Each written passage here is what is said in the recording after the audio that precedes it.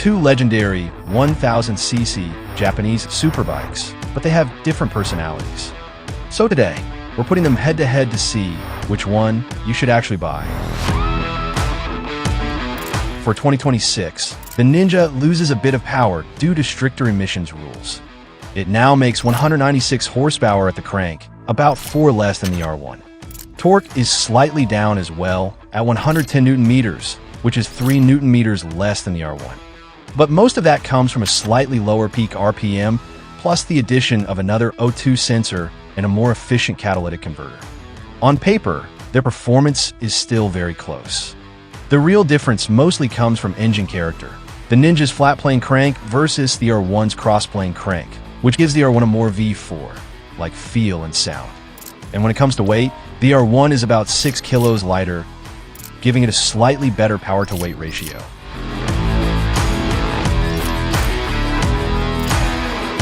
Both bikes are powered by inline-4 engines, but as you probably know, the crankshaft design is where things get interesting. The R1 uses its signature 90-degree crossplane crank, which creates uneven firing intervals and a small pause in combustion. That little pause helps the rear tire regain grip during acceleration, giving the R1 better rear-wheel traction, smoother torque delivery, and stronger drive out of corners. That said, the Ninja's flat plane crank has its own advantages. It's lighter, so the engine can rev quicker with less rotational loss and a more linear power delivery. It might not have the same V4 like character as the R1, but it's smooth and loves screaming toward redline. Displacement between the two is very similar, and both run a high 13:1 compression ratio. They also share a double overhead cam valve train with titanium valves. And to send power to the rear wheel, both bikes use a 6-speed close ratio gearbox with a slip-in assist clutch. Now let's take a look at the color options and do a quick sound check. The Ninja comes in 2 colors, lime green and matte gray with green accents.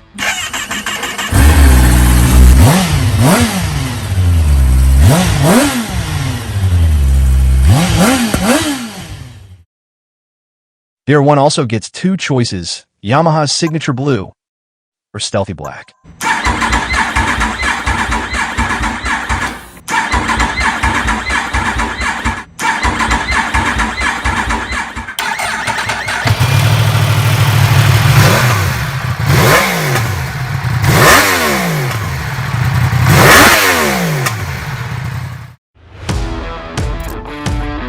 Then when it comes to electronics as flagship superbikes, both of them are packed with pretty much every rider aid you'd expect.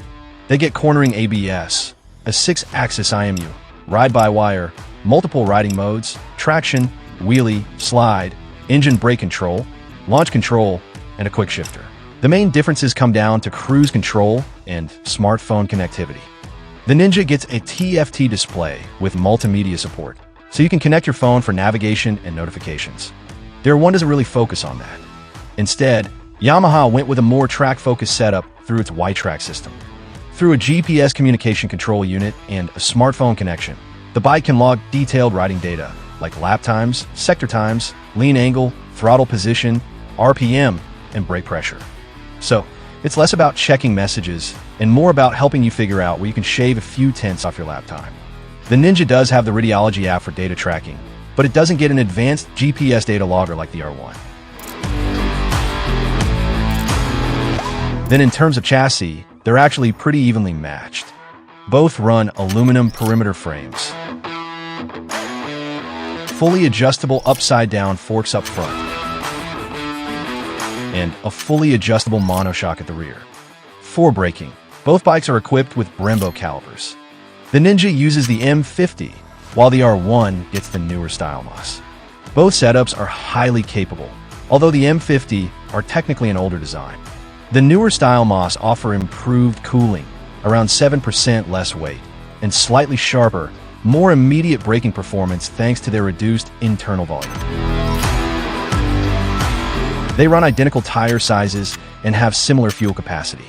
But when it comes to seat height, the R1 sits a bit taller, placing the rider slightly higher over the bike.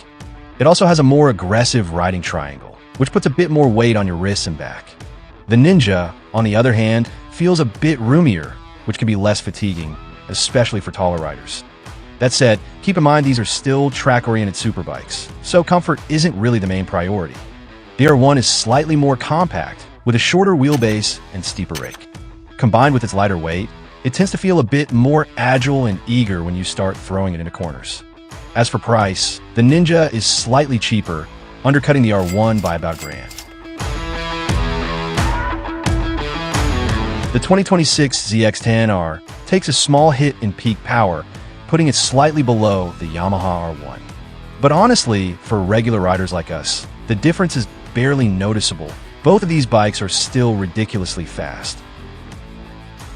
Even though they're both inline fours, they have different personalities. A big part of that comes down to the crankshaft. The Ninja sticks with a traditional flat plane crank, which gives it that raw, linear surge of power. It feels very direct, and when the revs climb, it absolutely rips down long straights. The R1, on the other hand, uses Yamaha's Crossplane crankshaft. That changes the firing interval and makes the torque delivery feel smoother and more predictable. It gives you better feel from the rear tire when you're getting back on the throttle out of corners. Pair that with its lighter weight and slightly more compact dimensions, and the R1 tends to feel more flickable and a bit easier to ride fast. When it comes to electronics and suspension, they're pretty much on the same level. The Ninja gets cruise control and multimedia, while the R1 comes with a built-in GPS data logger for track purposes. Both bikes are equipped with Brembo brakes, but the R1 gets the slightly newer and more advanced Stylema calipers. Price-wise though, the Ninja undercuts the R1 by about $1,000. So at the end of the day, both are awesome bikes, and it really just comes down to personal preference.